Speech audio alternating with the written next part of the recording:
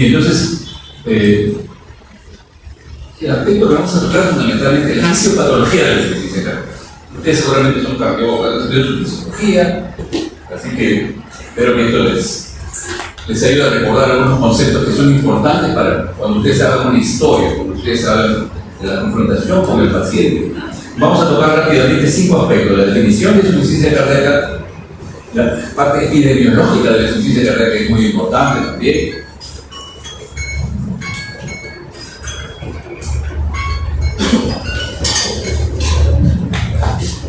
la parte de cuáles son las causas más frecuentes, cuáles son los factores de riesgo, y el aspecto fisiopatológico es un poco más desde el enfoque de la actualidad, el concepto que nos enseñaban en el 2 de mayo, lo que se enseñaba antes, ha cambiado muchísimo el enfoque de la insuficiencia cardíaca. La idea es que no lleguen a un estadio terminal de la insuficiencia cardíaca, sino detectarlos tempranamente, manejarlos tempranamente, y eso lo vamos a utilizar a realizar en la parte terapéutica, pero les vamos a dar una introducción al tema. Esta presentación está basada fundamentalmente en las revisiones que se hicieron en 2016 sobre insuficiencia cardíaca, de la Sociedad Europea de Cardiología, después la Sociedad Europea en 2017, una actualización. Siempre, posteriormente a esto, empezaron a trabajar la Sociedad Americana y la Sociedad Europea, que son las que dan las pautas en el mundo del tratamiento y la fisiopatología. Es un documento consenso del 2019, donde habla de los aspectos farmacoterapéuticos, manejo del paciente, y una de la Sociedad Europea también, lo que es muy importante, del 2019. Este es un punto que está tomando mucho realce, que es el repaso del rol de la inflamación en la insuficiencia cardíaca. Muchas de las cosas que están estudiando ustedes en reumatología se reflejan también a nivel de la musculatura cardíaca, cuando hay una insuficiencia cardíaca, cuando hay hipertensión arterial, de manera que el tema de la revisión de la parte inmunológica cada vez más centrarlo como parte de buscar nuevas formas terapéuticas para disminuir la mortalidad. La parte epidemiológica, el libro de Rockwell de cardiología es un libro siempre de consulta que no se puede dejar de lado, porque es uno de los libros más importantes en el mundo sobre la cardiología. El año 2022 también salió ya un reporte de la Sociedad Americana y la Sociedad Europea de guías de manejo de la falla cardíaca, ¿cierto? Y estos son artículos un poco más específicos de dónde se está analizando ahora el concepto de la insuficiencia cardíaca. La interrelación entre la salud mitocondrial y el remodelamiento del músculo cardíaco en la insuficiencia cardíaca, que vamos a conversar en algunos aspectos. A ver, sí, se está bien. Mecanismos moleculares y la disfunción endotelial. Definitivamente muchas de las patologías que están estudiando en reumatología, que están estudiando en cardiología, que van a estudiar en infectología, que van a estudiar en neumología, que van a estudiar en nefrología, está relacionado a lesiones endoteliales. La lesión endotelial, el endotelio en los últimos años está tomando un rol tremendamente importante, porque ya no es la celulita que cubre los vasos, nada más, sino juega un rol metabólico muy importante para el control de la presión, para el control de la inflamación, para el control de la coagulación. Y esta es la foto, pues, donde Jim Rockwell, entonces está abogado en la insuficiencia cardíaca, pero que fue un aporte muy importante en el mundo, ¿no? Entonces vamos a empezar con la definición. Una definición muy sencilla, pero que también tiene una trascendencia importante para que ustedes puedan definir cómo diferenciar la falla cardíaca del shock cardiogénico o del infarto cardíaco. Ustedes van a estar haciendo cardiología. La falla cardíaca, como dice ahí, es un síndrome clínico que se caracteriza porque disminuye el gasto cardíaco, aumenta las presiones de llenar, es una definición un poco más fisiopatológica, activa los sistemas de renina, angiotensina, lateral, o sea, la sobreactividad neurohormonal, y genera anomalías moleculares a nivel del endotelio, a nivel mitocondrial, el músculo cardíaco. De manera que produce un deterioro progresivo de este corazón, llevando a fibrosis, inflamación y factores que pueden llevar, si no se corrige tempranamente, de hipertensión, insuficiencia cardíaca, a falla cardíaca y a una alta muerte mortal. ¿Qué es lo que se está tratando de evitar? Gasto cardíaco reducido, aumento de las presiones de llenado, actividad, sobreactividad neurohormonal, y que puede llevar a fibrosis, a apoptosis. Son las definiciones, conceptos que no debe tener presente cuando define usted insuficiencia cardíaca, ¿no? Ahora, la insuficiencia cardíaca es la vía final común de muchas patologías. Es un síndrome clínico complejo que resulta de cualquier deterioro estructural o funcional del ventricular. La hipertensión puede llevar a insuficiencia cardíaca. Las valvulopatías que van a empezar a estudiar pueden llevar a insuficiencia cardíaca. Las miocardiopatías congénitas o adquiridas, infecciones virales, por ejemplo, la miocarditis aguda o miocardiopatía secundaria COVID, puede llevar a insuficiencia cardíaca. ¿Cierto? La enfermedad coronaria es muy importante, puede llevar a insuficiencia cardíaca. Es un síndrome clínico asociado al deterioro estructural o funcional del llenado ventricular o de la eyección de esa sangre.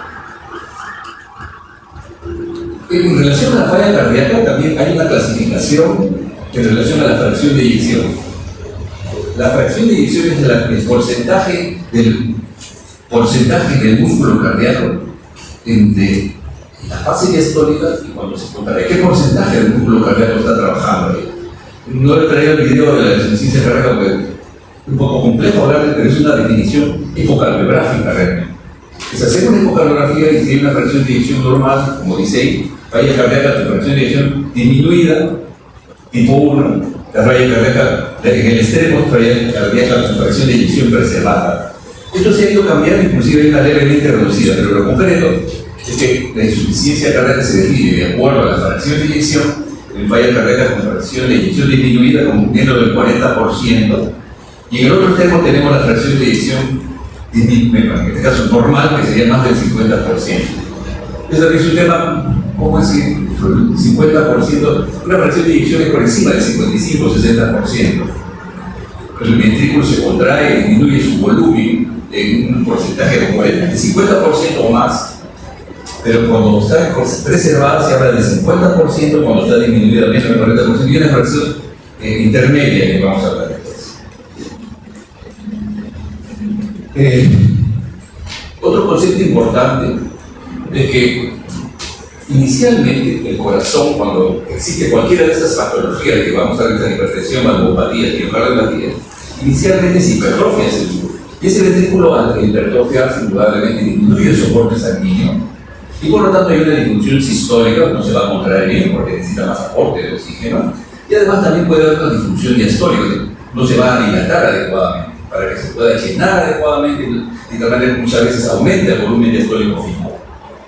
La fracción de eyección es considerada importante porque es una diferencia de pronóstico. No es lo mismo tener una insuficiencia cardíaca con fracción de eyección normal que una fracción de insuficiencia cardíaca con fracción de eyección disminuida. El pronóstico es diferente. Cuando hablamos de fracción de eyección disminuida, indudablemente es un infarto que ha dejado lesión en el miocardio, es una hipertensión más o menos moderada, severa, que no se ha controlado adecuadamente, una insuficiencia coronaria, y vemos que la mitad de los pacientes tienen crecimiento del ventrículo izquierdo. La fracción de eyección ingresa en este caso menos del 35 a menos del 40%, y esto define el diagnóstico de falla cardíaca con una fracción menor del 40%. La mayoría de pacientes, el 50% de pacientes con insuficiencia cardíaca tiene fracción de eyección disminuida y el 50% tiene fracción de eyección normal. Luego vamos a conversar algunos aspectos de este punto también. Los pacientes con fracción de eyección preservada, por ejemplo, miren ustedes qué condiciones se dan. Generalmente son de sexo femenino, ancianos, hipertensos, obesos. La obesidad es algo dañino, es un proceso inflamatorio que inflama casi todos los tejidos y puede generar, y además asociado a la hipertensión y a los problemas metabólicos, insuficiencia cardíaca, la enfermedad coronaria, la diabetes mellitus, la fibrilación auricular, que está muy frecuentemente asociada a la fracción de eyección preservada. Eso no quiere decir que no exista junto con la fracción de eyección disminuida, pero definitivamente son los factores asociados a esa etapa inicial de la insuficiencia cardíaca, que es la fracción de eyección preservada. El otro punto es que los criterios propuestos para definir signos y síntomas, aquí sí hay signos y síntomas de insuficiencia cardíaca, que los vamos a analizar luego. Hay evidencia de una fracción de eyección preservada, o sea, más del 50%, menos del 50%, y evidencia de disfunción diastólica. Entonces, obesidad, hipertensión, enfermedad coronaria, fibrilación auricular, diabetes mellitus, EPOC, apnea del sueño, anemia, son causas asociadas a la insuficiencia cardíaca de fracción de eyección preservada. Asociadas. Y es una porción inicial de pacientes con insuficiencia cardíaca que puede, si no se maneja todos estos aspectos, puede llegar a una insuficiencia cardíaca con fracción de eyección disminuida. Ya vamos a seguir avanzando. No vamos a entrar en más detalles acá porque... Entonces, nuevamente, una actualización de esta clasificación habla de que si bien nosotros tenemos una fracción de eyección normal, otra disminuida, si nosotros manejamos al paciente le puede mejorar algo. Entonces, Aquí es donde hablamos de fracción de eyección reducida, fracción de eyección mejorada y fracción de eyección levemente reducida y preservada. A ver, lo que me interesa es que ustedes en concreto sepan que el 50% tiene fracción de eyección normal y el 50% disminuida. Y que puede haber pacientes que se comportan en una fase, diríamos, un porcentaje gris de mejoría, porque ustedes hacen un seguimiento luego de manejar a esos pacientes. A ver. Algunos aspectos epidemiológicos. Por ejemplo, en Estados Unidos hay más de 650.000 casos nuevos anuales. Y la incidencia aumenta con la edad. Por lo tanto, todo paciente hipertenso necesita hacer una ecocardiografía. Eso lo hemos conversado con jóvenes que están ahora acompañando en las clases de salud, los brillantes, que están atentos a mi clase. De manera que, vean ustedes, un paciente hipertenso, un paciente con enfermedad coronal, necesitamos una ecocardiografía siempre. Ya dejó de ser solamente la radiografía y el EKG. La ecocardiografía es pronóstico muchas veces. El paciente hipertenso le hace una ecografía y encuentra una estenosis aórtica, por ejemplo. Y también puede encontrar simplemente cuáles son los impactos de esa hipertensión en ese corazón. Hipertrofia, crecimiento auricular izquierdo, que hay toda una historia en el tiempo que la hipertensión genera en la eco, que la enfermedad coronaria genera en el corazón, que la hipertensión genera en el corazón. Entonces, esa epidemiología es una diapositiva desde 2019, donde si ustedes ven la incidencia de insuficiencia cardíaca en los países europeos va a oscilar de 1.3, 2, no más de 2.2, ¿cierto? No más de 2.2, ¿cierto? De igual manera aquí, en el Asia, aquí se aumentan los porcentajes en Malasia hasta 6.7, 4.5. Probablemente se asocia a hipertensión y algunos problemas cardiovasculares. Ven ustedes en los países, en Estados Unidos 1.5, no más de 2. En Brasil 1%, Australia 1.2. No reportan datos a nivel latinoamericano, a excepción de, me parece que los argentinos y los brasileños. Y en este documento del 2020 encontramos algunos datos adicionales. Vean ustedes. Canadá 3.6, 3%, cerca de 4%. ¿Cierto? A nivel de Europa, hasta 4% de los alemanes ya todavía están comiendo los alimentos de esterilización. En África no hay datos. En Latinoamérica, hasta 2%. En China, 3.5%. Entonces, la incidencia realmente está entre 6 a 1.5% como promedio de la población. En los últimos años la sobrevida ha mejorado. En los últimos años la mortalidad absoluta sigue siendo todavía alta, no se maneja precozmente. La mortalidad a los 5 años del diagnóstico de insuficiencia cardíaca sigue siendo el 50%, entonces tenemos que mejorar esto, ¿no? Bien. ¿Cuáles son los factores de riesgo asociados a la insuficiencia cardíaca que tenemos que corregir? La hipertensión, que es modificable, están desarrollando toda esa parte de diagnóstico terapéutica. El diabetes mellitus, que hay que controlar la respuesta metabólica, es una enfermedad metabólica que lesiona el endotelio y por lo tanto predispone a mayor lesión miocárdica. Y especialmente el diabetes mellitus, no de los grandes vasos, a nivel de la microcirculación, porque les lesiona el endotelio a nivel de los capilares. El síndrome metabólico en general, la enfermedad del esclerótico con mejor estilo de vida, dieta DASH, etc. Estos son algunos de los cambios histológicos de una miocardio hipertenso, de hipertrófico. Entonces, posteriormente puede ir el doctor Escreno, desde una hipertrofia del ventrículo a presencia de fibrosis a nivel de miocardio. Y inicialmente se hipertrofia y luego se dilata, y es el corazón. Y más o menos la secuencia es así. Un paciente que tiene cualquiera de los factores de riesgo, sea con fracción de eyección preservada o disminuida, vean ustedes cómo este es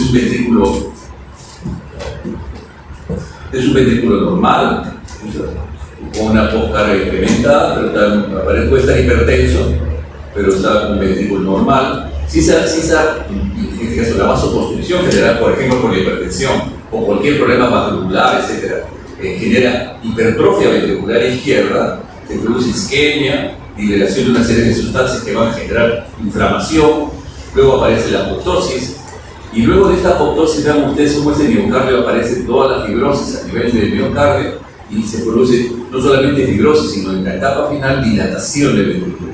O sea, lo primero que ocurre es una hipertrofia. Por el proceso inflamatorio ocurre depósito de sustancias, en este caso fibroblastos, que puede ser fibrosis, falla con síntomas, compromiso del ventrículo izquierdo, arritmias, síntomas, y posteriormente, ¿no es cierto?, como estamos viendo ahí, luego de la hipertrofia viene la etapa de dilatación, que es la etapa más avanzada, donde el proceso inflamatorio va destruyendo las fibras miocárdicas y es reemplazado por un material fibroso. Ocurre, sea en pacientes hipertensos, en pacientes coronarios, en pacientes con valvulopatía, más o menos ocurre esa misma secuencia.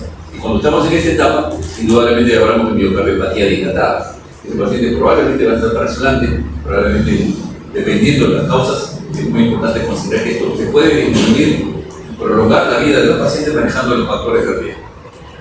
Dentro de estos factores moleculares en relación a la difusión endotelial, y cuáles son sus implicancias terapéuticas que ustedes van a revisar, el doctor Díaz mañana me parece, hay una lesión endotelial, disminución del óxido nítrico, y esto genera daño a nivel de la fibra miocárdica, esos cardiomiocitos, disminución de la serie de receptores de angiotensina, disminución del óxido nítrico, y ese endotelio se produce una disfunción endotelial y por lo tanto se produce fibrosis de miocardio y una respuesta inflamatoria que definitivamente ya vemos porque aumento de la hipertrofia del miocardio y dilata, hay disfunción diastólica, disfunción sistólica y fibrosis miocárdica. Y todo eso son los que dan los síntomas de disnea grande, mediana, pequeño esfuerzo, disnea calcificante.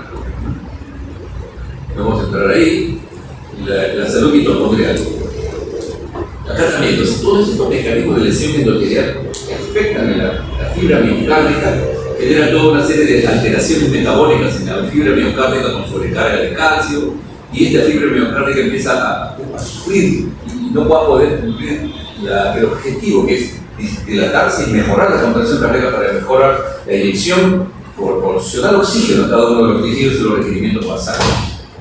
No vamos a entrar en detalle de esto, ustedes revisen mejor, pero ahí tienen los artículos. Y lo que sí me parece interesante es que con el envejecimiento de la enfermedad, definitivamente primero el problema a nivel de la mitocondria, ¿no es cierto? Ven ustedes una biogénesis mitocondrial acá, gente joven, es gente joven que está con todo el anabolismo full, puede haber biogénesis dinámica mitocondrial adecuada, pero ven ustedes como conforme avanza la edad o hay una enfermedad, esta mitocondria disminuye su dinámica mitocondrial y hay un aporte de oxígeno a la fibra miocárdica adecuada. Por lo tanto, lo que se ha visto es que esto no solamente hay fibrosis, inflamación, sino afecta el metabolismo mitocondrial en la insuficiencia cardíaca, desde el punto de vista fisiopatológico.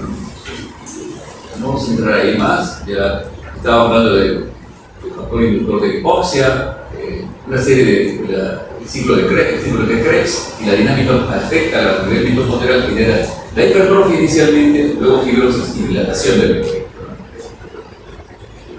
Sigamos. Dentro de las causas más importantes que ustedes deben recordar, no solamente está la hipertensión de la enfermedad coronaria, valvulopatías, que son las causas más frecuentes, pero podemos incluir además de la hipertensión y la enfermedad coronaria, cardiopatía dilatadas, endocrinopatías, la diabetes al final lo que se ha descrito es una cardiopatía diabética.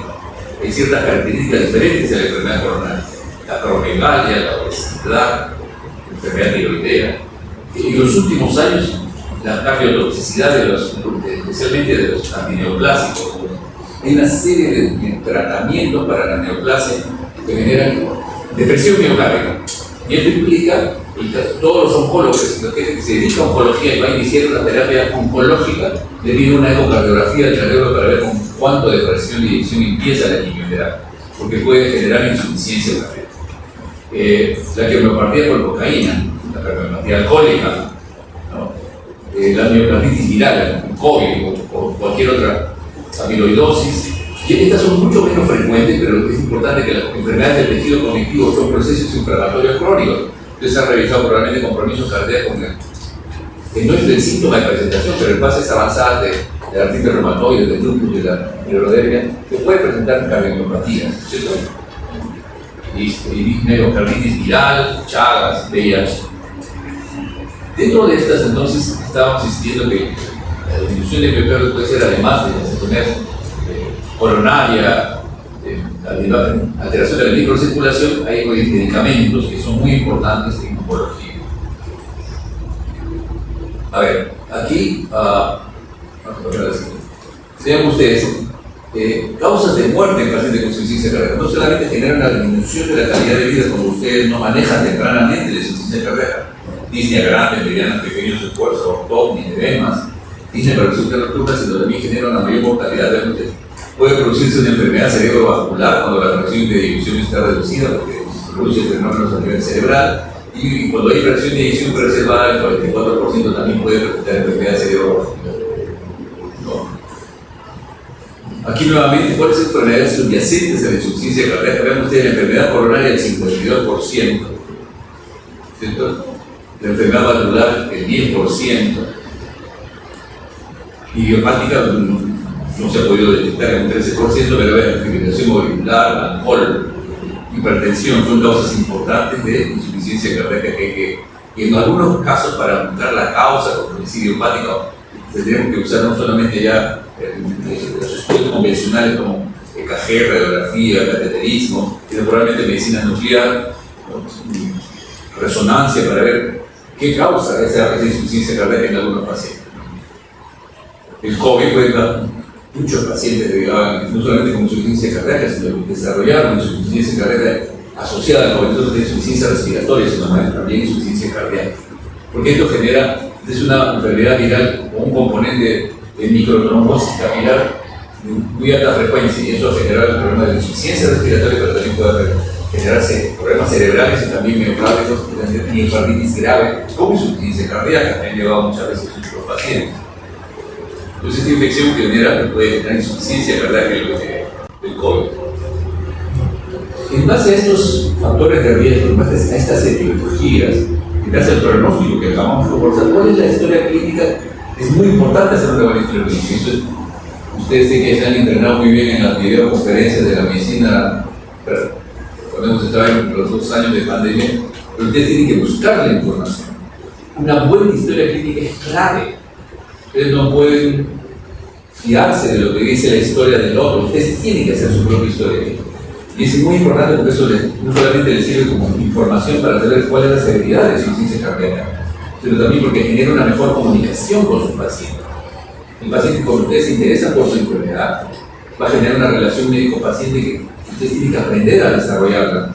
Porque no se puede aprender medicina solamente con videoconferencias y a través del chat, pero definitivamente el contacto con el paciente, y el paciente necesita además eso.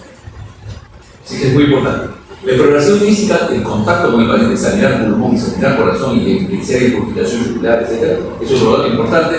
Y las pruebas complementarias que son las que van a complementar lo que es la impresión clínica, es el 70% de la historia, y el examen es el 70% del error. ¿Ok? Digamos. Esto ya ustedes lo conocen, ¿no? Anamnesis, han revisado la historia clínica, los factores de riesgo que se dedican. Y yo insisto en el grupo que trabaja conmigo, que traten de hacer una línea de vida con el paciente. Yo le pregunto a ustedes, ¿y qué no trajo la emergencia? ¿Y por qué vino a hospitalizarse? Ese es el peor negocio que puede hacer. Ustedes tienen que contar cuándo nació, qué año nació y que les cuente su vida. ¿Cuántos hermanos? El último paciente que vimos de Loreto tenía 12 hermanos y empezó a contar la historia. Y ese diálogo empezó a establecer una conexión con el paciente. Revisen lo que quieran, las veces que quieran. Y eso establece una mejor relación con el paciente. Y si nos comprometemos a seguirlo viendo después con los médicos, como sucedió con ese paciente, hay que cumplir con el paciente. ¿Okay? Entonces es muy importante todos estos datos, que eran tóxicos, si tomaba alcohol o no. Nuestro paciente tomaba alcohol en la primera etapa de su vida.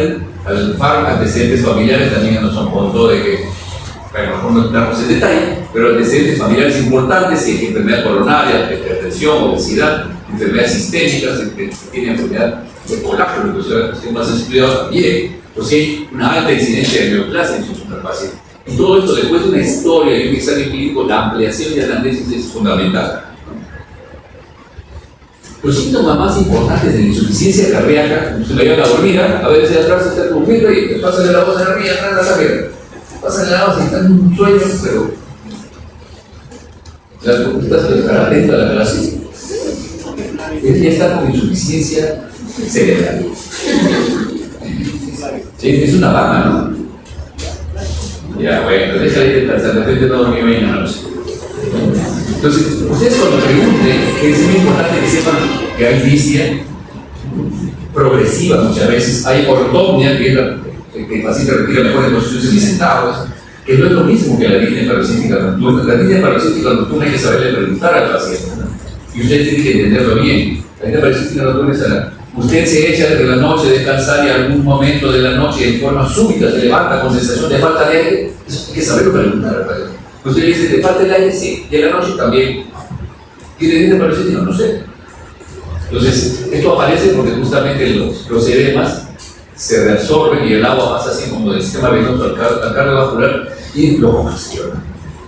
Entonces, esos datos, y ese de todos ellos, la disnea paroxística es un dato, a ver, con un 90% de sensibilidad y un 90% de especificidad para diferenciar de una insuficiencia respiratoria, que también puede dar disnea, que también puede dar ortopnia. Si alguno por acá tiene asma, seguramente cuando tiene crisis asmática va a tener ortopnia, tiene que sentarse para poder respirar.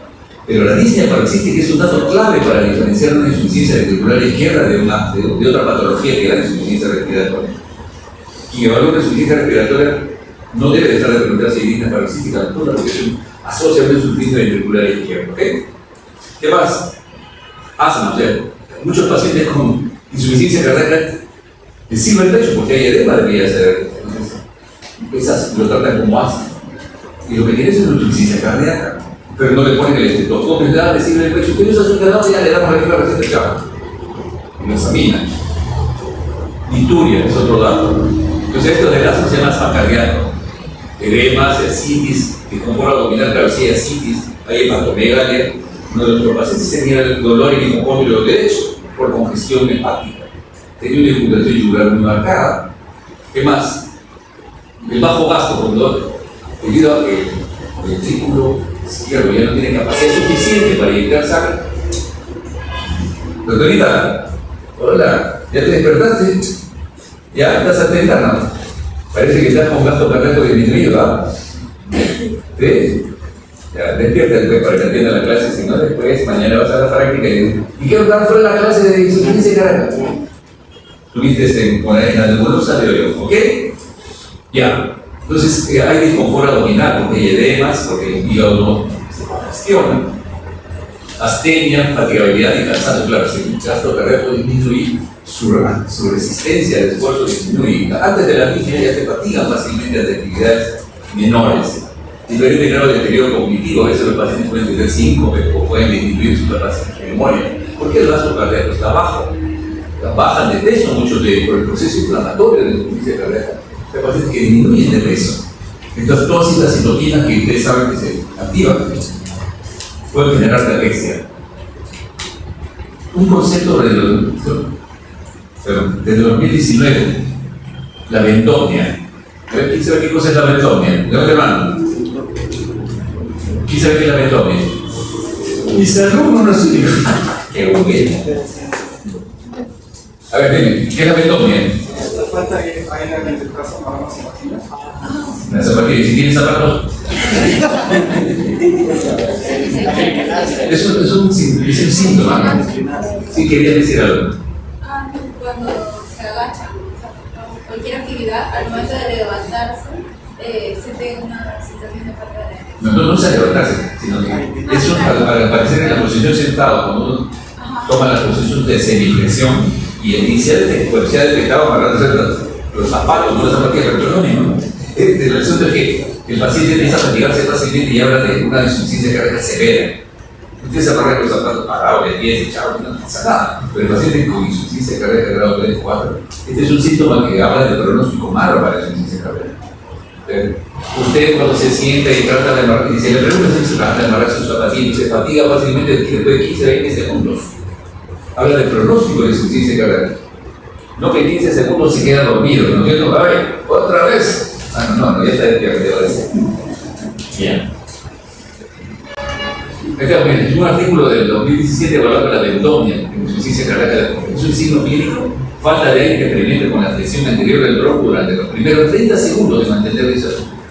¿Sí? Como presencia de línea adaptarse por donde de los zapatitos. Bueno, se estudió este lugar y miren, el significado de la bentomnia en la falla cardíaca, o sea, habla de la serenidad, ¿ok? Además de los síntomas que hemos conversado en el de bentomnia, ¿ok? Dentro de los síntomas, fisiopatológicamente no hay reserva cardíaca y por lo tanto es fatiga fácil. En la exploración física el paciente puede estar normal, pero usualmente puede estar pálido, frío, sudoroso, disneco, o una respiración de Cheyne-Stokes. Una respiración de... Ahora, ¿qué cosa es la respiración de Cheyne-Stokes? ¿Tú sabes? A ver, pregúntale a ver, amigo. ¿Cuál es la respiración de Cheyne-Stokes? ¿Sabes? ¿Quién levante la mano que sabe qué es la respiración de Cheyne-Stokes? A ver, miren. Bueno, la frecuencia respiratoria va aumentando hasta que llega un momento de... Sí. Esto es una manifestación también de insuficiencia cardíaca. El paciente empieza a hiperventilar. Primero que el periodo de apnea, que es variable, puede durar unos minutos. Y empieza a respirar profundamente cada vez más, como que hace insuficiencia respiratoria. O sea, periodos de apnea con periodos de hiperventilación. ¿No? Es parte de un síndrome de insuficiencia cardíaca. No es exclusivo de la insuficiencia cardíaca. Puede haber problemas cerebrales, cardíacos, cirróticos, etc. Pero el Cheyne-Stokes asociado a los otros síntomas se habla de una insuficiencia cardíaca. ¿Okay? La presión arterial es variable. Si es hipertenso, va a encontrar alta. Si está hipertenso controlado, normal. Puede ser que el paciente no hipertenso, pero tiene otros problemas. La auscultación. Indudablemente los crepitantes, que son, bueno, en este caso, líquidos que ocupan los alveolos, los sibilantes. Si hay derrame pleural, la disminución del convoyo circular. Cuando hay insuficiencia cardíaca puede haber derrame pleural, como vamos a ver luego. La auscultación cardíaca puede estar taquicárdico, ritmo de galope. Así como la disnea paroxística nocturna tiene 90 de sensibilidad y sensibilidad para diagnosticar una insuficiencia cardíaca junto con los otros síntomas, uno de los datos más importantes que yo siempre digo es el ritmo de galope. O sea, en lugar de escuchar un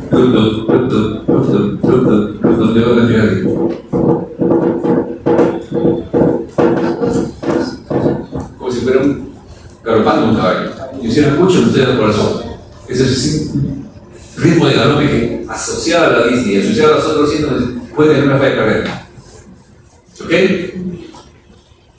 Edemas, que es fanfobea, claro. El edema de insuficiencia cardíaca fundamentalmente va a ser fobea, si deja marcas. Usted se puede colocar los zapatos normales o la media le deja marcas. Hay días que no se puede colocar el zapato, y usted con preguntas que uno debe aprender a hacer. Incurgitación yugular, si las cavidades, las presiones, si el ventrículo izquierdo no eyecta suficiente sangre, de las 120 mililitros que hay en el ventrículo y los 70 que elimina se queda 50, si el ventrículo izquierdo no funciona bien, ya no va a eliminar 70 de esos 120, sino 50, y por lo tanto el volumen diastólico, la vena diástole del ventrículo va a ser mayor, y por lo tanto aumenta las presiones en las cavidades cardíacas. Y por lo tanto ustedes van a encontrar incurgitación yugular cuando ya hay definitivamente compromiso izquierdo y derecho, incurgitación yugular. La precipitación yugular es un reflejo de aumento de las presiones en las cavidades cardíacas. Secundario, en este caso, insuficiencia cardíaca. Pero un paciente que tiene EPOC, por presión en enfermedad pulmonar, también puede tener una incurgitación yugular. ¿Entienden, no? O sea, no es exclusiva, ahí también está muy frecuentemente asociada a insuficiencia cardíaca, pero no es exclusivo. La diferencia de la disnea paroxística nocturna, la diferencia de... ¿Cuál es el otro? ¿Ya? Disnea paroxística nocturna y el otro es ritmo de galope, ¿no es eso? Y muchas veces el paciente tiene hepatomegalia y ustedes, echando al paciente, hacen presión en el cuadrante superior derecho del hipocondrio y se incurgita. Eso se llama reflujo hepatoyugular, ¿no? Incurgitación yugular, de la yugular externa, edemas, etc. Caquexia en el paciente con insuficiencia cardíaca.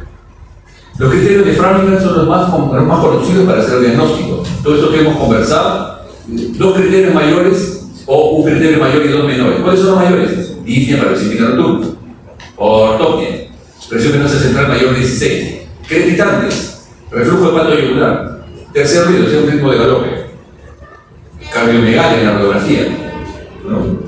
Un edema pulmonar infiltrado, ahora vamos a ver imágenes de edema pulmonar infiltrado en las de mariposa o infiltrado intersticial.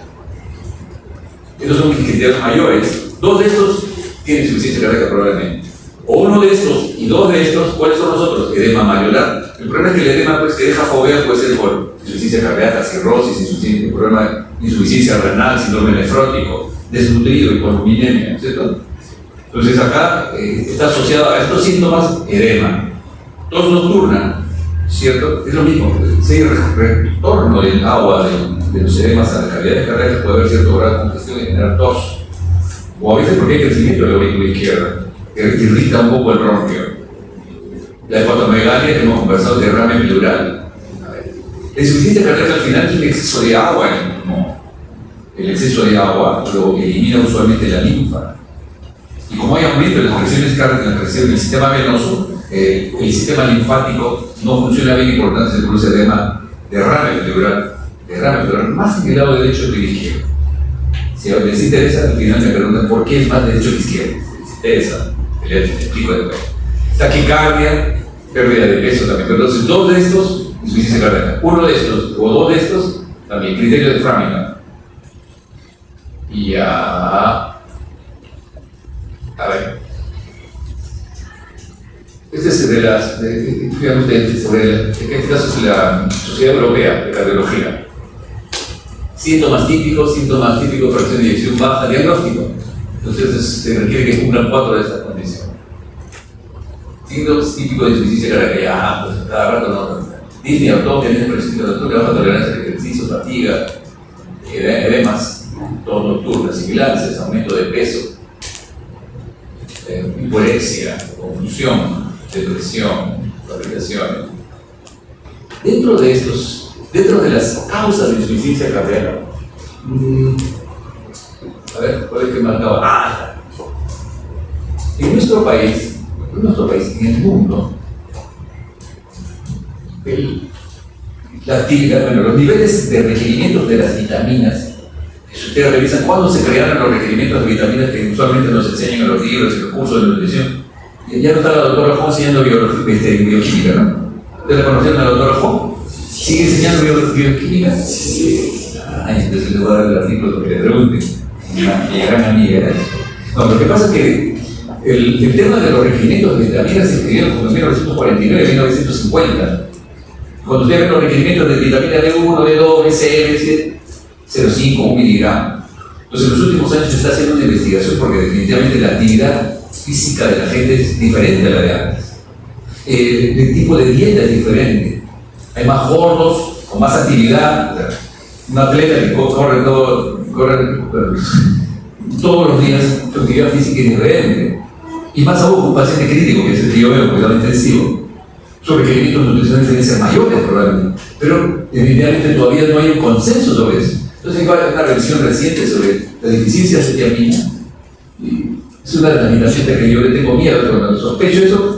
Dos de mis pacientes que están en shock por ahorita séptico grave, tiamina, 100 miligramos cada 12 horas. No han estado comiendo más de 3 semanas, el shock sigue avanzado y puede dar shock. Lo más interesante es que puede dar shock, la insuficiencia cardíaca. Y esto ustedes lo conocen, que lo estudiaron con la doctora Ho, seguramente como beriberi, ¿no? La deficiencia, tirotoxicosis, la anemia severa puede dar gastos cardíacos altos. La sepsis también, los tirotoxicosis, creo que acá viene la deficiencia de tiamina, por ejemplo, ¿no? La encefalopatía de Wernicke, pero puede dar el beriberi seco, que da polineuropatía, pero el beriberi húmedo, que da insuficiencia cardíaca de deficiencia de. Entonces, esto fue descrito en la encefalopatía de Wernicke en los cirróticos, pero se sabe ahora que el alcohólico, el cirrótico no ingiere bien sus alimentos, no absorbe bien, no almacena bien las vitaminas y por lo tanto fácilmente hacen déficit. Nosotros hemos visto muchas deficiencias también en hiperioresis intravírica, en cirróticos, en postoperado que le ponían destroza en ayuno con piridoxina y hacían alucinaciones visuales, insuficiencia cardíaca. Entonces, la deficiencia de vitamina, estudien un poco más, ¿ok? Como causa de insuficiencia cardíaca. Hay estudios de los últimos años que pacientes con insuficiencia cardíaca se les da que bien y mejora la fracción de eyección. Entonces, si bien es cierto, no está como una causa directa de insuficiencia cardíaca, es un factor desencadenante. ¿Ok? Entonces, nutridos, y no será la deficiencia también de tiamina que necesita su B1. ¿Ok? Listo.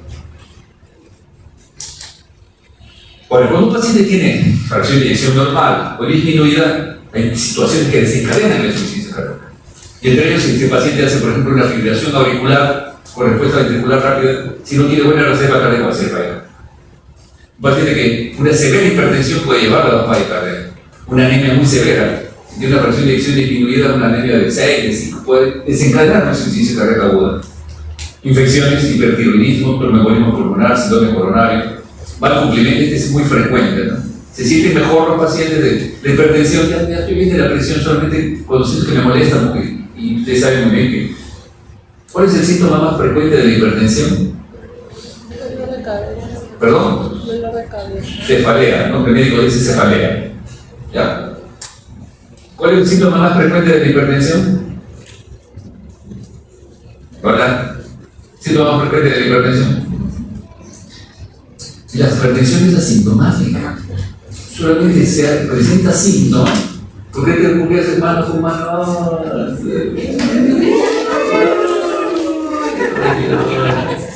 5 por 5.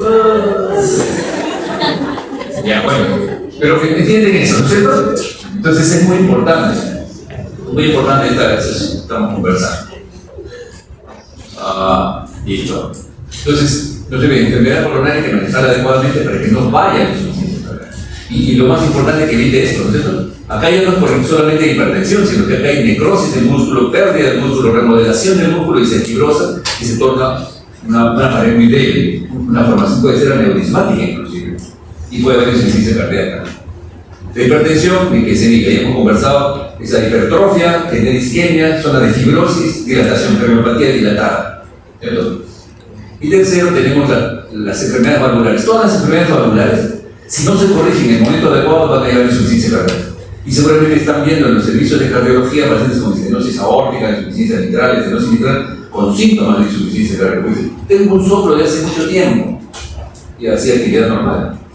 Pero definitivamente cuando ese soplo, esa enfermedad valvular va deteriorando el anillo aórtico, disminuye de 4 a 1 centímetro cuadrado, el gasto cardíaco va a estar disminuido. Igual una estenosis mitral no deja que existe un llenado adecuado y eso lleva a insuficiencia cardíaca. Entonces, cualquiera de las válvulas, de 9 problemas valvulares, de 10 problemas valvulares, 9 son del ventrículo izquierdo. De 10 pacientes que tienen problema valvular, 9 son del ventrículo izquierdo. De los 9 del ventrículo izquierdo, 7 son mitrales y aórticos. Y 2, tricuspidio o pulmonar. Los lados derechos es muy frecuente. Son más de izquierdo. Cuando ustedes escuchan un soplo, es más probable que sea aórtico o mitral. Cuando escuchan del otro lado, probablemente está más asociada a cardiopatía congénita, por ejemplo. Comunicación interauricular, ventricular. ¿Ok? O sea, es muy frecuente las enfermedades del ventrículo derecho, ¿no es cierto? Izquierdo. Bueno, estás atento, que sé que me ayudas así nada más. Y las cardiomiopatías dilatadas. Desgraciadamente, los virus, una serie de virus, incluido el COVID, generan inflamación del miocardio y pueden llevar a severa insuficiencia cardíaca. Y se comporta como un infarto porque moviliza enzimas cardíacas a la inflamación, disnea y es agudo. Y en algunas se hacen crónicas, por ejemplo la Chagas. La enfermedad de Chagas es una cardiopatía crónica. ¿Okay? El COVID, ya no vamos a entrar en. Y bueno, evaluación clínica, ya hemos hablado de los criterios, ¿no es cierto? Ahora, aquí está habla de la clasificación funcional. Entonces, hemos hablado de los criterios diagnósticos y la clasificación funcional. A ver, el tipo A, según la Asociación Americana de Cardiología, es un paciente que tiene alto riesgo, o sea, cualquiera de las condiciones que generan riesgo para la insuficiencia cardíaca, pero no tiene síntomas. ¿No? Este es estadio A, o clasificación funcional clase A. En el clase B, hay enfermedad cardíaca estructural, o sea, ya ustedes ven ciertos cambios ecocardiográficos, ciertos cambios en el EKG, pero sin signos o síntomas todavía. El tipo C es enfermedad estructural con síntomas, hipertrofia, infarto, etc. Y ahora hay síntomas de insuficiencia cardíaca. Y el estadio C es falla cardíaca refractaria, que requiere intervenciones ya especializadas. Entonces, esos son estadios de clasificación funcional A, B, C, D. En relación a los criterios, ya esto ya hemos hablado, ¿no? De Framingham no se olviden, ¿no? Criterios mayores, 2 mayores, o 1 mayor y 2 menores. ¿Okay? Y aquí ya no vamos a insistir más disnea, frecuencia cardíaca, cripeitantes bilaterales, porque hay aumento de la presión diastólica final del ventrículo izquierdo, aumenta la presión en las venas pulmonares, en los capilares pulmonares y el crepitantes bilaterales generalmente. ¿No? Y la radiografía se ve pues un edema intersticial, que vamos a ver ahora. Ya hemos conversado también que la sensibilidad y especificidad de estos, no se olviden ustedes, puede haber riesgo de Vallone, ¿cierto? Ortopnia. Ya vamos a hacer esto. Puede ser insuficiencia cardíaca probable de inicio agudo o crónico. Pero en todas las contextos, si alguien viene con dolor torácico, disnea, con síntomas de insuficiencia cardíaca, no se olviden. Ya toman su electrocardiograma, su radiografía de tórax, y si tienen criterios de insuficiencia cardíaca, disnea paroxística nocturna, o ritmo de galope, tiene que ver su péptido natriurético auricular, BBNP, BNP. Es un dato que se asocia a los síntomas, está muy elevado en pacientes con insuficiencia cardíaca. O sea, si agudo o crónico, no se olviden. EKG, radiografía, exámenes de rutina para ver cómo está el riñón, cómo está la hemoglobina, y luego continuar el manejo. Muchos de los pacientes con fracción de eyección normal, preservada o disminuida, inicialmente tienen todos los síntomas, ¿no? Entonces el paciente puede estar caliente y seco, es decir, el paciente tiene buena temperatura, tiene buena presión, pero tiene insuficiencia cardíaca. Caliente y seco. Pero conforme el paciente se va deteriorando, puede tener buena presión, pero ya tiene caliente y húmedo, es decir, ya los pulmones aparecen con crepitantes. Aumenta la presión del tobillo final y por lo tanto hay edema alveolar. Si esto continúa, ¿cierto? Puede ser que el paciente tenga una falla cardíaca muy importante y por lo tanto ya el gasto cardíaco disminuye y por lo tanto el paciente está frío, hay hipoperfusión. Pero todavía no hay falla cardíaca, ¿cierto? Está seco. Y eso sucede muy frecuentemente porque el organismo es muy sabio. Si el ventrículo izquierdo no funciona, por lo tanto no inyecta toda la sangre, por lo tanto la presión diastólica final, o sea, al final de la diástole, aumenta en el ventrículo izquierdo, eso aumenta a nivel de las venas pulmonares, aumenta el capilar pulmonar y idealmente debería ser edema pulmonar. Pero se produce una vasoconstricción en donde el pulmón, el organismo protege para que en el crónico no se desarrolle fácilmente el edema pulmonar. Entonces pero eso empieza a reflejarse en el lado derecho. Incurvitación yugular, más edema. Y usted toma una placa, el corazón está grande, pero el pulmón no tiene congestión. Entonces el organismo es sabio porque protege para que no haya, por más que haya presiones diastólicas altas acá, si se haga lentamente, no hay edema pulmonar y por lo tanto ustedes van a tener pacientes que tienen hipotensión y el pulmón está limpio.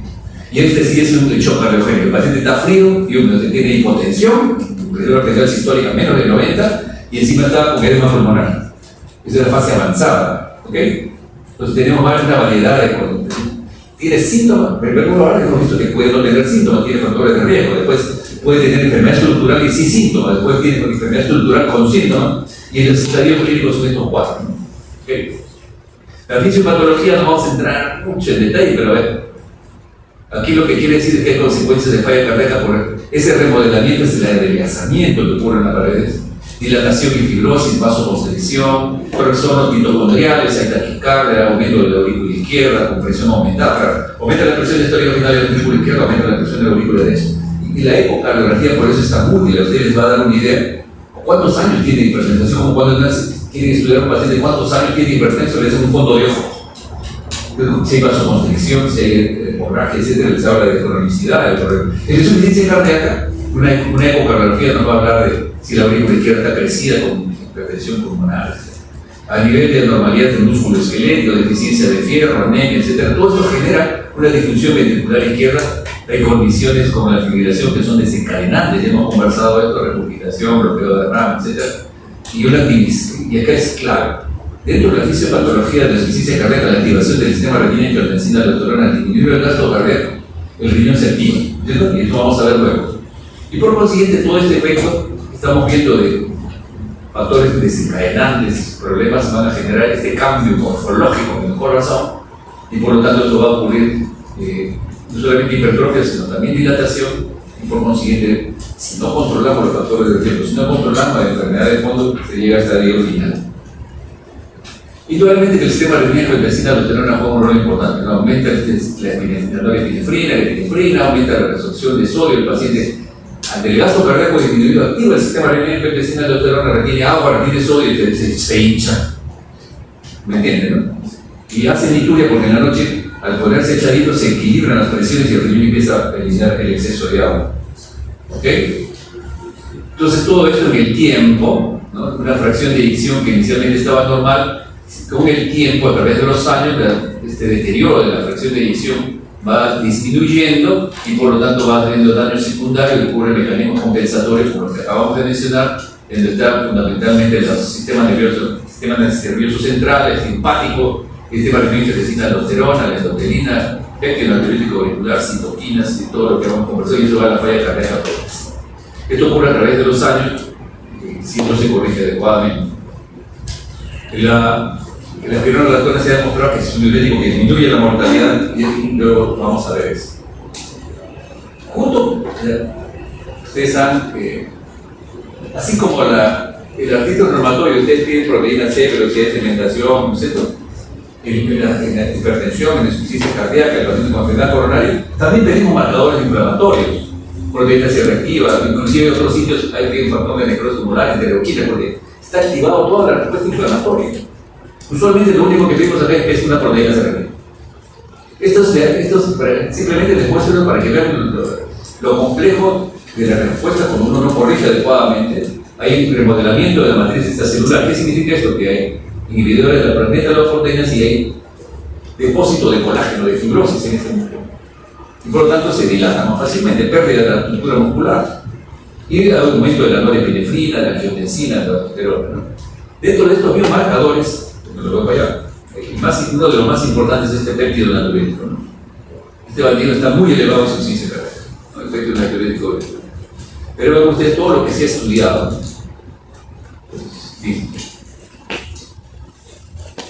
Acá también para hablar del péptido natriúrico auricular, ¿no? Hay varias estructuras, varias formas, NT, ProBNP, pero lo que también me interesa que ustedes sepan que ustedes tienen un péptido natriúrico auricular que va a estar aumentado, ¿okay?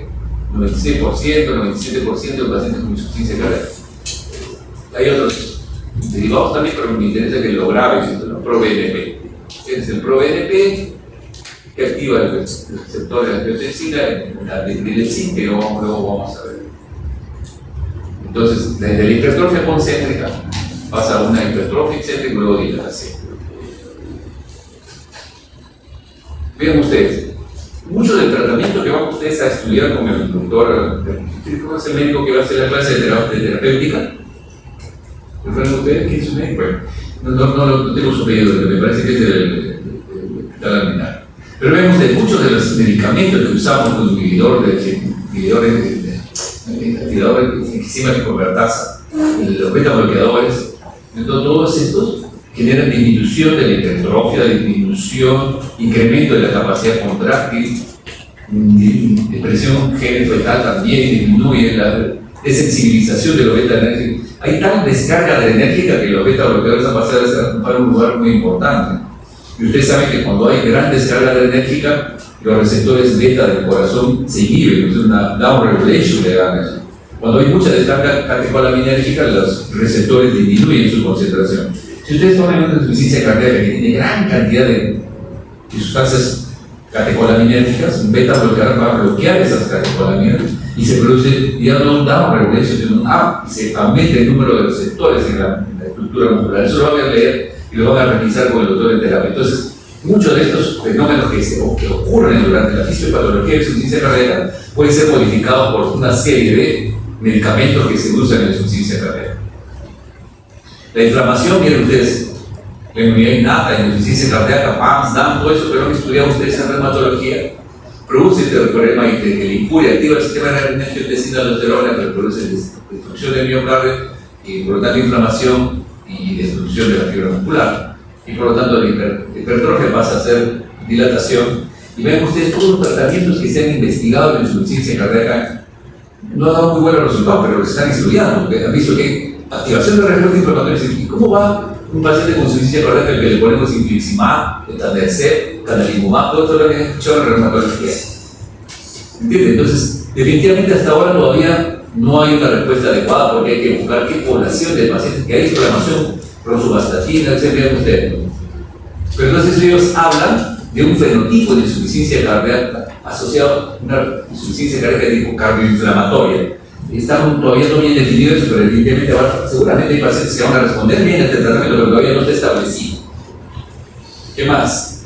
Por consiguiente, la insuficiencia cardíaca por definición se caracteriza por líneas parasíticas nocturnas, presencia de tercer y cuarto del ritmo de calor como lo más importante que deben preguntar. Y este es un paciente con insuficiencia cardíaca.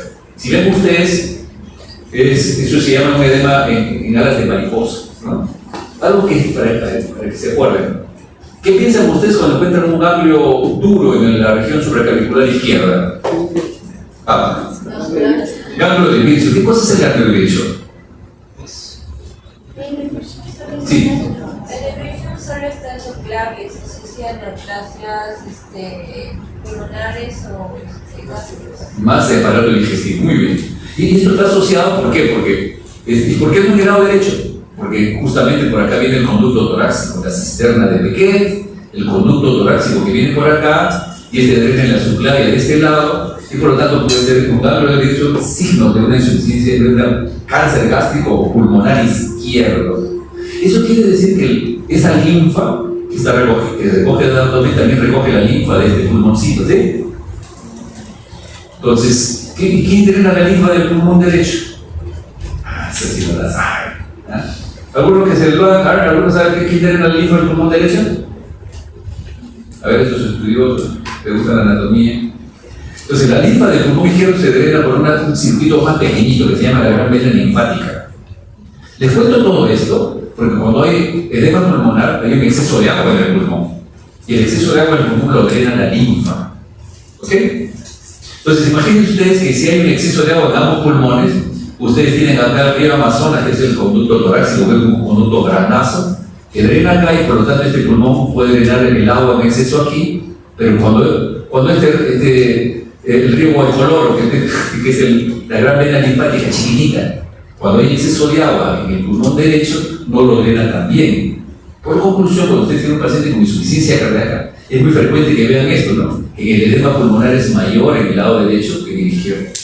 Porque la eliminación del agua que genera el sistema linfático en el tórax derecho es por la gran vena linfática que es chiquita, mientras que en el lado derecho tienes el río Amazonas, ahí gigante que va desde abajo, que quita todo el agua. Y eso no quiere decir que no pueda haber edema pulmonar bilateral, cuando es severo, sí. Pero en las fases iniciales ustedes van a ver más congestión en el lado derecho y inclusive más derrame derecho, ¿no? Vamos a ver, imágenes no se olviden, ¿no? Radiografía de tórax, EKG, ecocardio, inclusive a veces resonancia. Por ejemplo, acá ven un poco de congestión, un postoperado para esa cirugía cardíaca porque tienes estructuras ahí, hay aumento. Usualmente el dibujo pulmonar representa los vasos pulmonares porque los bronquios no se ven, los bronquios son radiolúcidos, lo que ustedes ven ahí son vasos, arterias y venas. Usualmente es iliovasal, pero acá como que hay un poquito de inversión del flujo, ¿no? Entonces es una tarea inicial de la congestión, ¿no? Vamos a seguir, vean ustedes cómo va aumentando más el derecho que izquierdo. Esta es una tomografía donde se ve el derrame pleural derecho. Tenemos que hacer una ecocardiografía también en los pacientes.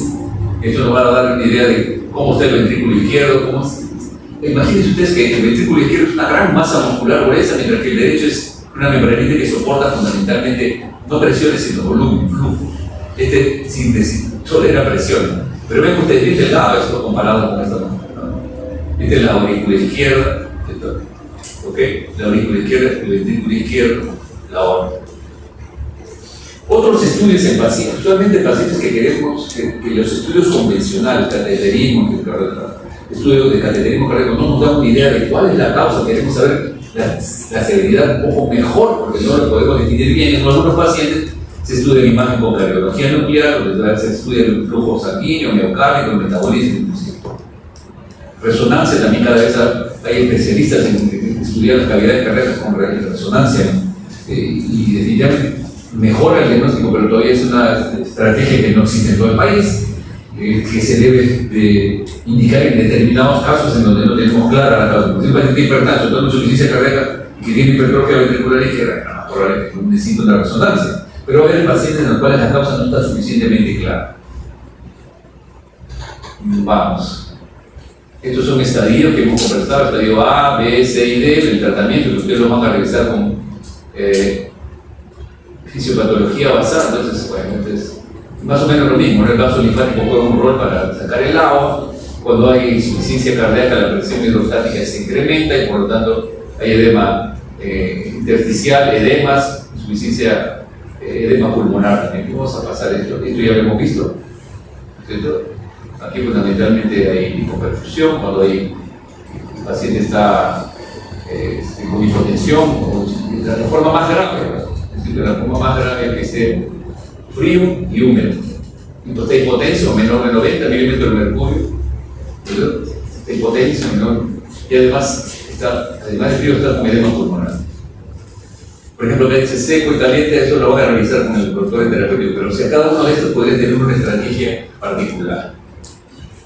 Hay pacientes con insuficiencia cardíaca con fracción de eyección reducida y que mejorada, y esta es la preservada. Este paciente que está reducida, mejorada y podría ser normal si se maneja adecuadamente. Muchas veces, el paciente viene por 10 minutos y tiene insuficiencia cardíaca, los datos clínicos. A ver, ¿cuáles son los dos datos más importantes para diferenciar una disnea de tipo respiratorio de una cardíaca? ¿Cómo te llamas tú que estás con lentes ahí aisladito? Tú, que acabas de... ¿Cuáles son los dos síntomas que he insistido hasta la saciedad que deben preguntar para diferenciar una disnea cardíaca de una respiratoria? ¿Cuáles son? ¿Cuáles son? El que te sopla el vestido, como que el examen. ¿Cuál es? ¿Y el otro? ¿El otro? Ritmo de calor. ¿Ok? Entonces, pero la historia me va a ayudar desde café, la biografía de todo, pero algunas veces, a ver, ustedes tienen que buscar esto, ¿no? La cefalización de los vasos, porque normalmente por gravedad los vasos están más congestionados hacia abajo, pero cuando ya ven esto, dicen, hay cefalización de los vasos, hay aumento de la presión diastólica menor del ventrículo izquierdo. Además, ya puede haber derrame pleural, y ven ustedes, hay más derrame, este es un derrame intercisular, o sea, hay agüita en la cisura. ¿No? Vean ustedes, este exceso de agua es un patrón intersticial, y acá se ven unas líneas medias horizontales, esas son líneas B de Kerley. Para algunos es una telestasia subsegmentarias. Y otro dato que no debe faltar en el análisis de la radiografía es el índice cardiotorácico, ¿no? O sea, mido de la aurícula, de la porción más externa hasta la mitad, de la porción de la ventrícula hasta la mitad, sumo eso y todo el tórax. Esto máximo debe ser 1,1, pero usualmente en la cardiomegalia demuestra que este es 1,2 y este es menos, 0,8. La índice cardiotorácico. Este es nuevamente, ¿no? ¿Cómo se llama esto? Alas de mariposa. Claro que mariposa se le ha cortado el ala de abajo, pero ya saben por qué, ¿no es cierto? Porque ese mariposa grande que está acá, porque este tiene un drenaje linfático menos eficiente, ¿no? Este sí, definitivamente. Y en la tomografía se ve cosas así. Miren, un edema pulmonar como primera manifestación de hipertensión en una mujer embarazada. Si no tiene factores de riesgo y está con los estostados, está nerviosa, diarreas, es insuficiencia cardíaca por hipertensión. O sea, hay que buscar la causa, ¿no? Lo más frecuente ya hemos visto, pero esta también se presenta. Edema pulmonar como manifestación de hipertiroidismo. No vean ustedes, edema pulmonar más derecho que izquierdo. No hay cardiomegalia, porque aquí el hipertiroidismo se desencadena con un aumento de actividad metabólica, necesita más oxígeno, el corazón está en tamaño normal, pero tiene 350 de frecuencia cardíaca. Una mujer joven, fiebre, taquicardia, puede ser insuficiencia cardíaca por hipertiroidismo. ¿Están de acuerdo, no? ¿Está claro o no? ¿Usted duerme, mamá? ¿No se duerme? Y este con el tratamiento, ¿no? Es la tomografía, pero si se dan cuenta, vean ustedes, un paciente con EPOC, con congestión, como la estructura del parénquima pulmonar en el EPOC y el paciente que tiene fibrosis puede ver cicatrices, ahí hay que tener más cuidado en la historia, que me va a ayudar, los crepitantes se voy a encontrar, porque definitivamente va a haber no una distribución tan bonita como la de mariposa, ¿no? Va a ser un poco más desordenado esto, ¿no? Un exceso de un paciente que está hospitalizado y empieza a pasarle líquidos en el postoperatorio, no se da cuenta que tiene 80 años y le cargan 2,5 litros todos los días, un balance hídrico de 1.500 todos los días, en 3 días hace edema pulmonar. Hay que tener cuidado porque los requerimientos basales de agua en el paciente anciano son menores que el joven. Y si uno le da lo mismo, puede hacer que es frecuente en los servicios de cirugía, ¿no? En la medicina también cuando no tienen cuidado con él. Miren ustedes, un paciente que tiene obstrucción por un cuerpo extraño de la vía aérea. Entonces, al principio, sí, todo, cuando ustedes lo van a aprender cuando hagan el curso conmigo, manejo el paciente clínico. El paciente al principio, pero puede hablar, pues, y ustedes digan tosa, y ni siquiera le golpeen la espalda, tosa, tranquilo, ¿verdad? Pero hay un momento que si se obstruye totalmente el paciente, ya no trae. Y si no sale tosiendo, va a ir al paro. ¿Cierto? ¿Okay? Pero si por esas cosas del destino casi anótico, tose y sale, el paciente, como ha generado una presión negativa tan importante en los espacios pleurales, una presión negativa, que inclusive hay retracción intercostal, esa presión negativa genera una presión negativa en el espacio pleural, una presión negativa en el espacio intersticial, y hace un edema pulmonar post-obstructivo. Este es un paciente que toma obstrucción, estaba con un tubo endotraqueal, se le estudió el tubo, pues sacamos el tubo, y ese edema pulmonar post-obstructivo también, ¿ok? Si bien es cierto, el edema pulmonar puede ser secundario de insuficiencia cardíaca, también puede ser secundario de hipertiroidismo o una obstrucción de vía aérea que, claro, que dura algunos minutos, ¿ok? La tromboembolia pulmonar también puede dar edema pulmonar. El paciente que sufre ahogamiento, sacan de la playa a alguien que está casi ahogado, bota un poco de agua, a veces dos grupos de pacientes, o el agua entró al pulmón o se produce el laringoespasmo y no entró agua. Pero ese periodo de hipoxemia que se genera en ese periodo de ahogamiento, a todo paciente ahogado que sale de la playa, dice, no, ya me siento bien, vaya a la emergencia. Porque esa hipoxemia genera problemas a nivel endotelial y puede aparecer un edema pulmonar en su casa, y ya se hace una insuficiencia respiratoria severa y se puede morir. Sacan una viejita, recuerdo perfectamente, de la piscina porque estaba bañándose con su nieto y casi se ahoga. La sacan de la piscina con toda agüita, todos. No me llevan al hospital. Se va a su casa, le pueden entrar en emergencia casi en paro. La persona que vivió, se le intubó con intención mecánica. Edema pulmonar post-ahogamiento. ¿Ok?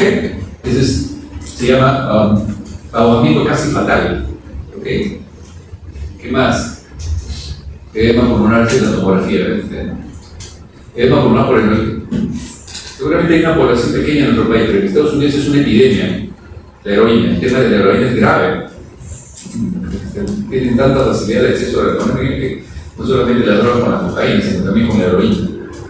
El edema pulmonar, aumento de la permeabilidad y eso es real.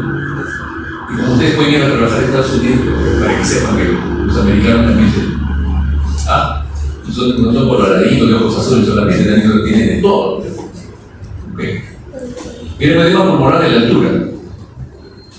Este es un paciente que sube a Huancayo, después se va a Cerro de Pajo, hipoxemia, y tiene que bajarlo, o poner el oxígeno. Eso genera una gran descarga enérgica y la hipoxia es lo que desencadena esto. Es un edema pulmonar, dice neurogénico cardíaco, algunos no han establecido la fisiopatología, pero es clara la historia de que sube a la altura, uno puede tener malestar, cefalea, eso es otra cosa, pero que haya disnea, hipoxia, cianosis, es un edema pulmonar de la altura que necesita oxígeno. El paciente sabe que algunos, si no lo bajan a niveles más rápidamente, o por lo menos de alturas más seguras, menor de 3000, puede generar serios problemas. Sí.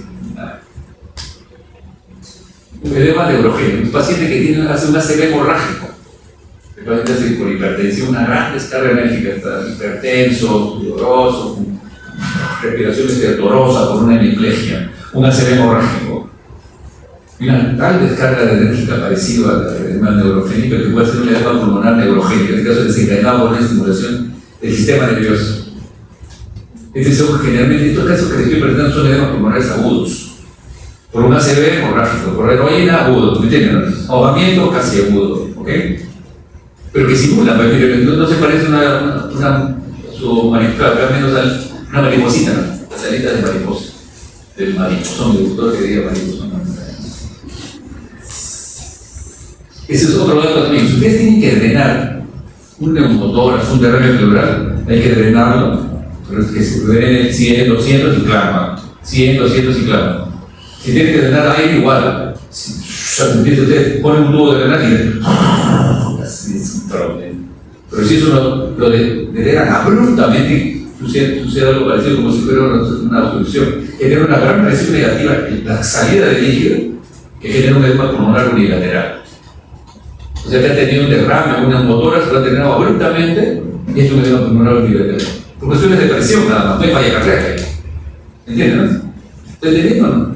Mira, como no estoy entendiendo nada.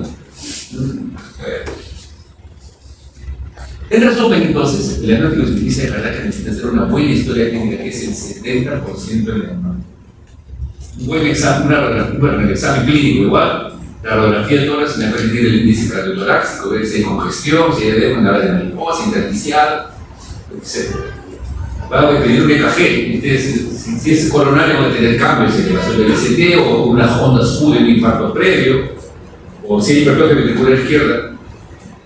En la hipertrofia ventricular izquierda, ¿cómo se llama el índice que me hace el diagnóstico de hipertrofia ventricular izquierda? Índice de Sokolov. He hecho bien subir los 11 pisos. El PRO-BNP como marcador, y bueno, el tratamiento farmacológico y seguimiento que ustedes van a hacerlo, y la TAC en algunos casos, ¿no? No vamos a entrar ahí, no voy a entrar ahí. Este tema es muy interesante. ¿Qué es ahí?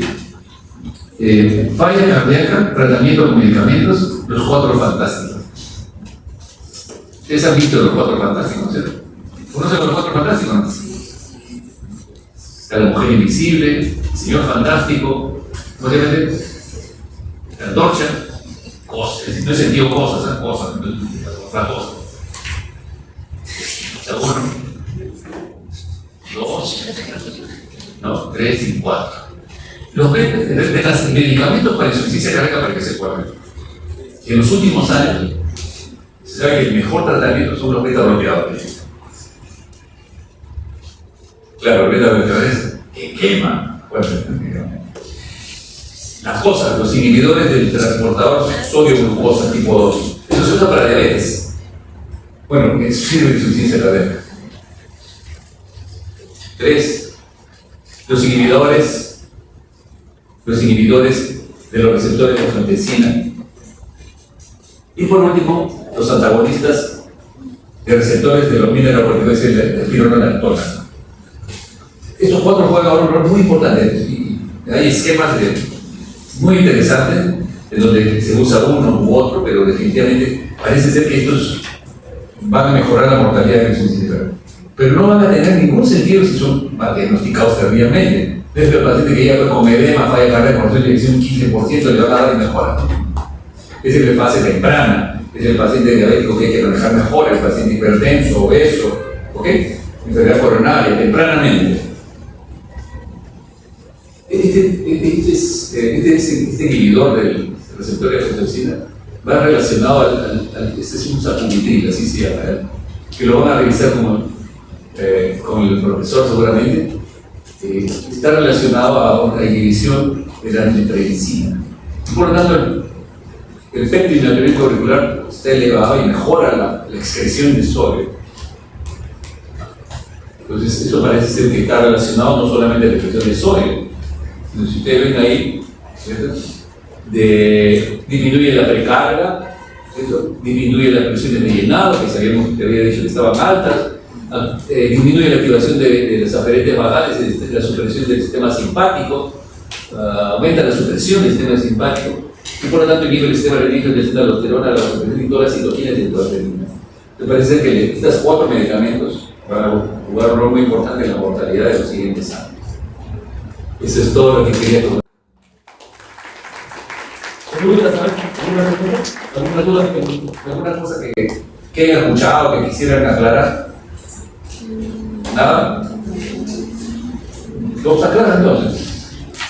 Una cosita, ¿en qué casos de anemia en específico hay más propensión a que desarrollen falla cardíaca? Una anemia crónica.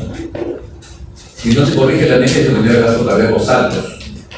Y peor si son menores de 6 o 8 hemoglobina. Solamente si tengo 11, 12 hemoglobina, pero en general, a ver, lo que se ha visto es que En primer lugar, cuando uno hace anemia, dice anemia ferropénica, B12, colatos, ¿no? Lo que se ha visto como, ¿por qué preocupa tanto la anemia en la población infantil? Porque antes de la anemia hay ferropenia, se baja el fierro en sangre. Y todavía no hay anemia, pero ya la disminución de fierro en sangre genera problemas cerebrales. Y por eso tenemos a los castigos de presidentes. ¿Entienden, no? Sí, pero el mejor profesor, médico, etcétera, lo que sea, ¿no? Se le dio la oportunidad de todo lo que es. De buscar a la mejor gente para los asesores, ¿no? Nada. Entonces, además de esos problemas ocultos de gente joven, en los adultos la anemia puede tener una anemia en la mujer es menor de 12 y en el hombre menor de 13. Si tiene peso 11, 11.5, de repente no tiene un impacto en la insuficiencia cardíaca, pero la insuficiencia renal crónica, si no le corrige la anemia, puede ser más fácil la insuficiencia cardíaca. Generalmente, igualito, la B12, el folato, la vitamina B12 cae, pero todavía no hay anemia. Si tienen anemia, estudien. Por fierro, que es totalmente el 80% del fierro. Pero si tienen un B12, problemas de ansiedad, depresión, falta de memoria. Pero los viejitos que tienen problemas de ingeniería, mi viejito ya se está olvidando de las cosas. Primero me dicen que no tiene déficit de B12, antes de tiamina. ¿Entienden? ¿Alguna otra pregunta? Puedes tomar termina para no dormirse en la clase, ¿ya? Una consulta, si llega un paciente con una insuficiencia cardíaca ya severa, o sea, ¿qué es lo primero que se haría en un caso de emergencia? En primer lugar, si hay insuficiencia cardíaca, ¿qué es lo que se queja el paciente? ¿Cómo mejora la disnea? Eliminando el líquido. Puede ser, pero primero lo pongo semisentado, no lo he hecho. No tolera los semicientos, le pongo oxígeno. Se saca, allá te pone oxígeno, le saca unos gases para saber cuándo la seguridad del oxígeno. Pero bueno, le pongo oxígeno, semisentado. Le tomo la presión para saber si hay insuficiencia cardíaca que está dentro del frío, húmedo, caliente, húmedo. Si tengo buena presión, pues estamos candidatos, pero si estoy hipotenso y además de la cosa complica. Entonces, oxígeno, diurético, ¿cierto? Pero si el paciente está con una presión muy baja, el diurético a veces no funciona. Entonces, lo más frecuente es poner el oxígeno diurético. Y el paciente está ansioso por la hipoxemia genera ansiedad. Un método para disminuir la ansiedad y que disminuya las presiones de llenado y el retorno venoso es ponerle morfina. La polla viene de 10 miligramos. Agarran 3 miligramos, lo diluyen en 10 y le ponen lentito 3 miligramos. Eso disminuye el retorno venoso, por lo tanto se congestiona menos y calma la ansiedad. ¿Esto? Entonces, posición semisentado, su oxígeno, su morfinita y su diurético, 2 ampollas de furosemida estatis. No le digo más diurético, pero si es un viejito le ponen una nomás, porque a veces el viejito le ponen un diurético y se orina 5 litros y lo va a llevar al otro lado. Entonces, y de otro lado, la furosemida, su efecto no es solamente por el efecto diurético, también tiene un efecto venodilatador, que al producir venodilatador disminuye el retorno venoso. Cuando usted pone un diurético, puede disminuir la disnea inmediatamente sin que haya orinado. Semisentado, oxígeno, diurético y morfina. Pero no le tiene que tomar la presión, porque si la presión está muy baja, va a tener que usar vasopresores, sinotropos, que ya es otro tema. Muy bien. ¿Contestaron también? ¿Listo? Ya. ¿Alguna pregunta más? ¿Qué puedo hacer cuando tengo sueño en la clase? Pues muy bien, chicos, es un gusto estar con ustedes. Buenas tardes.